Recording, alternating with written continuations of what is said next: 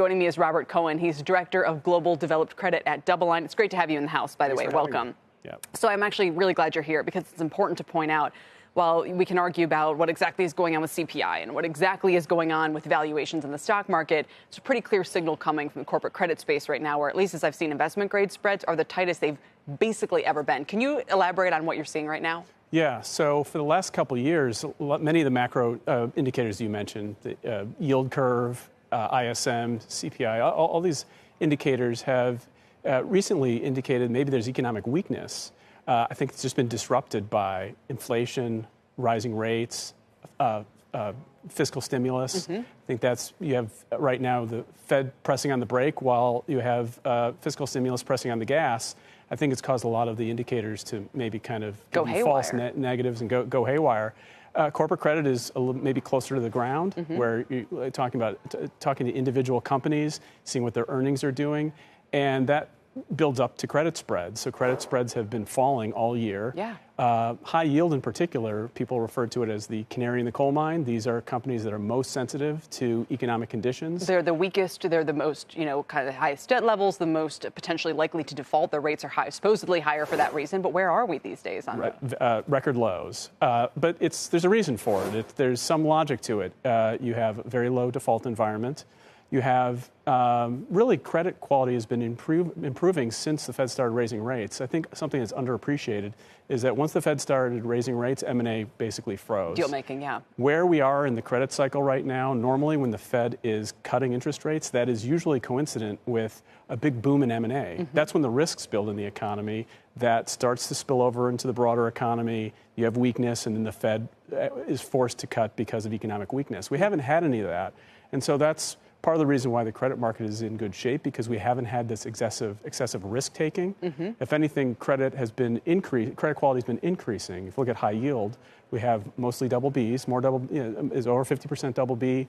Duration is much lower; it's 3 instead of 4. Wow. There's a large portion of secured credit in the market, and part of the story is the tail risk. The riskiest parts of the high yield market have been going to the bank loan market and to private credit. So, which is a great point for those who are, again, thinking about getting into the private credit space, as that becomes more open to retail investors. Some of what used to be here is now kind of being pushed in that direction.